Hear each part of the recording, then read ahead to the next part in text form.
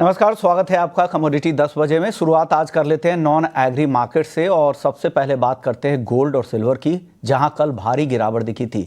Gold में कल 2500 रुपए तक की इंट्राडे में गिरावट दिखी। चांदी में भी इतनी गिरावट थी, यानी तेज गिरावट कह सकते हैं। करीब 4 साल में इतनी बड़ी सिंगल डे की गिरावट। कॉमेक्स गोल्ड $90 तक टूट गया, तो एक बड़ी गिरावट थी। दो वजह यहाँ पर कही जा रही है। पहली वजह तो ये है कि हिजबुल्लाह और इजराइल में सीज फायर की जो चर्चा है वो काफ़ी अब तेज़ हो गई। लग रहा है कि सीज फायर की संभावनाएं अब काफ़ी ज़्यादा पॉजिटिव दिशा में जाता हुआ दिख रहा है, वो वजह है। और दूसरा है कि ट्रंप ने अभी से ऐलान कर दिया है कि वो किस तरह से यहाँ पर टैरिफ वॉर करने वाले, किस तरह से टैरिफ बढ़ाने वाले हैं, ग्लोबली भी और बाकी चंद कुछ कंट्रीज़ के खिलाफ भी। उससे यहाँ पर डॉलर में मजबूती दिख रही है। डॉलर इंडेक्स 107 के करीब जा चुका है और इससे काफ़ी तेज हुआ है। और एक वीकेंड में जिस तरह से नए वित्त मंत्री का यूएस में ऐलान हुआ, उनके नाम का, वो जाने जाते हैं फिस्कल डेफिसिट कम करने को के लिए, और उन्होंने टारगेट अभी से तय कर दिए कि 2028 तक फिस्कल डेफिसिट यूएस का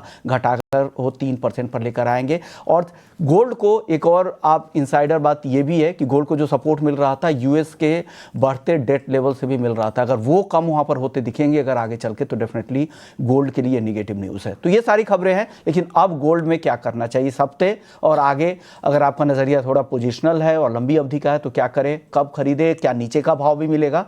रवि जी हमारे साथ है। रवि जी, आप बताइए, गोल्ड और सिल्वर जिस तरह की गिरावट कल दिखी थी, क्या और ये गिरावट गहरा सकती है? क्या करना चाहिए जो लंबी अवधि के निवेशक है और जो ट्रेड करते हैं उनके लिए क्या सलाह है? Good morning. डेफिनेटली जो ट्रेडिंग के लिए लग रहा है कि आज एक और दिन शायद ये दबाव जारी रहेगा। कल यूएस के सीरीज ऑफ मैक्रोस आने, आज लेट इवनिंग पे एफएमसी मीटिंग के मिनट्स आने, शायद उसमें कुछ टर्निंग पॉइंट हो सकता है। बट मेजरली जो स्कॉट बेसेंट है, जो नए treasury secretary and like finance minister के जो अनाउंसमेंट हुई है, मेरे हिसाब से सबसे ज्यादा नेगेटिव था, क्योंकि इससे आगे जाके यूएस में इक्विटीज को ज्यादा मुनाफा होगा, इक्विटीज के और जो इन्वेस्टर्स है उसका ज्यादा रुझान रहेगा। तो आई थिंक मुझे लग रहा है कि ये सबसे बड़ा फैक्टर था। और एडिशनली जो सीज फायर की बात चल रही है between Hezbollah and Israel, I think ये भी कल नेगेटिव था। आज शायद एक दिन और यहाँ पे वीकनेस रह सकते, क्योंकि जो सुबह प्रेसिडेंट इलेक्ट जो ट्रम्प है, उन्होंने जो टैरिफ लगाए चाइना, मैक्सिको एंड कनाडा पे, तो शायद लग रहा है कि इससे डॉलर इंडेक्स को और सपोर्ट मिलेगा। तो लेवल स्पेसिफिक गोल्ड में सेल करे ट्रेडर 75,480 पे, टारगेट रहेगा 74,700 एंड 75,720 का स्टॉप लॉस लगाए। जो इन्वेस्टर है जो काफी टाइम से वेट कर रहे थे, मुझे नहीं लग रहा है कि ये जो फैक्टर से हिसाब से नीचे 74,000 का लेवल ब्रेक होगा, तो शायद आज और एक गिरावट मिले और यहाँ से 1001 पॉइंट या 1500 पॉइंट, 1000 से 1200 पॉइंट की गिरावट मिले। मेरे हिसाब से जो इन्वेस्टर है लंबे टाइम से वेट कर रहे हैं, उसके लिए एक एंट्री करने के लिए अच्छा पॉइंट हो सकता है। ओके, लंबी अवधि की अगर आप बात करें, अगर किसी को वेट, क्या 70-71 हजार तक के लेवल भी दिख सकते हैं क्या आगे, रवि जी?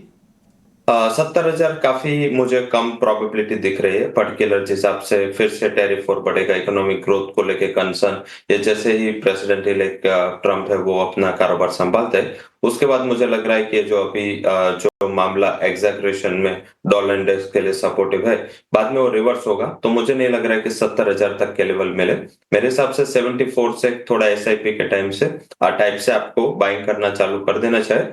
मैक्सिमम अगर मींस के worst to worst case scenario में वो 72,800 का जो लेवल है वो ब्रेक नहीं होना चाहिए। चलिए, बहुत ज़्यादा आपको यहाँ से गिरावट नहीं लगी, लेकिन 74 के आसपास से आप लंबी अवधि के लिए एक्यूमुलेशन शुरू कर सकते हैं। अब बात करते हैं कच्चे तेल और मेटल की। छोटा जवाब दीजिएगा, एग्री पे चर्चा करेंगे रवि जी आगे। क्रूड और मेटल्स, क्रूड भी कल 2% गिर गए थे सीज फायर की खबर से ही। क्या होगा आगे? और मेटल में कोई टॉपिक है क्या? क्रूड में मुझे लग रहा है कि यहाँ पे थोड़ा एक रिकवरी का ट्रेड होगा, क्योंकि ओपेक प्लस की मीटिंग और उसमें प्रोडक्शन हाइक का जो डिले है ये सपोर्ट करेगा।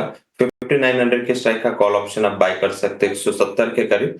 268 का टारगेट होगा 121 के स्टॉप लॉस के साथ। और मेटल्स में थोड़ा मुझे लग रहा है कि यहाँ पे कंसर्न रहेगा, हालांकि 240 241 के करीब एक अच्छा एक्यूमुलेशन जोन होगा। बट आप एल्यूमिनियम में क्या करें, मींस आज के दिन में सेल करें, क्योंकि यूएस के टैरिफ ये एल्यूमिनियम पे पारी हो गए। आउटलुक को लेकर 240 का टारगेट होगा और 246.50 का एक स्टॉप लॉस लगाए। तो आई थिंक ये स्ट्रेटेजी होगी। और नेचुरल गैस में भी आप 290 का पुट बाय करें, around 21, target would be 40 and 12 का एक्स्ट्रा प्लस लगाए। ओके, तो यहाँ पे एल्युमिनियम सेल करनी है 244.80 रुपए पे, टारगेट है 240 का, स्टॉप लॉस है 240.50 का। इंट्राडे के लिए सेल कॉल है एल्युमिनियम की। गोल्ड भी बेचने की सलाह है, टारगेट 74,700 के लिए, 75,720 का यहाँ पे ऐसा लगाना है। क्रूड लेकिन खरीदारी करनी है, 5,800 के स्ट्राइक की पुट खरीदनी है, यानी यहाँ पर भी मंदी का ही नजरिया है। 5,800 के स्ट्राइक की क्रूड की पुट खरीदे 135 के लेवल पे, टारगेट 220 का है। और नेचुरल गैस की भी पुट खरीदनी है 290 के स्ट्राइक की, 21 में, टारगेट है 40 का। चलिए एग्री मार्केट की बात करते हैं। सबसे पहले हल्दी की। हल्दी में कल 4.5% की गिरावट दिखी। क्यों ये गिरावट आई है, 30 सेकेंड में बताइए, और आगे क्या होगा। जब से शॉर्ट टर्म में हल्दी में काफी बड़ी तेजी देखने को मिली थी, आई थिंक इसके फंडामेंटल सपोर्ट नहीं कर रहे थे, बट जो एक्सचेंज में स्टॉक कम था, इस हिसाब से एक्सपायरी के टाइम पे अच्छी रिकवरी थी। यहाँ पे सेल करना एडवाइजेबल होगा। 13,000 आई थिंक 840 के करीब दिसंबर कॉन्ट्रैक्ट चल रहा है। 13,880 पे सेल करे, स्टॉप लॉस लगाए 13,980 का, और नीचे 13,600 तक के लेवल आपको इंट्राडे में आते दिख सकते हैं। यहाँ पे बाउंस बैक पे आप यहाँ पे फिर से बेचने की सलाह है 13,980 के स्टॉप लॉस के साथ। 13,600 नीचे की तरफ हल्दी आ सकती है। धनिया बताइए सर, धनिया 8,000 के करीब है, और तेजी आपको दिख रही है यहाँ से, आप बचना चाहिए नई खरीदारी से। मेरे हिसाब से ट्रेडिंग पर्सपेक्टिव से खरीदारी कर सकते हैं। अभी जो लॉन्ग टर्म इन्वेस्टर है या जो स्टॉकिस्ट है उसके लिए ये थोड़ा लेवल ज्यादा है। मुझे लग रहा है 7,800 उसके लिए बेस्ट लेवल हो सकता है। इंट्राडे स्पेसिफिक जो कर रहे हैं उसके लिए बाइंग का ही कॉल होगा। लगातार हमने 6,800 से इसमें बाई का रिकमेंडेशन दिया है। हालांकि आज के दिन में 7,970 के करीब बाई करें, 7,870 के स्टॉप लॉस के साथ, और 1 से 2 ट्रेडिंग सेशन में धनिया में 8,100 तक के लेवल आते हुए दिख सकते हैं। ओके, तो 8100 तक के लेवल के लिए आप वेट कर सकते हैं, अपनी लॉन्ग पोजीशन में बने रह सकते हैं। थोड़ी यहाँ से और तेजी एक्सटेंड होती दिख रही है रवि जी को। शुक्रिया रवि जी, आपने वक्त निकाला हमारे दर्शकों को नॉन एग्री मार्केट पर पूरी कॉल, साथ ही एग्री मार्केट में मसालों पर आपने अपनी राय रख दी। चलिए कमोडिटी 10 बजे को यहीं समेटते हैं। आगे मार्केट महारथी में हमारे साथ एक खास मेहमान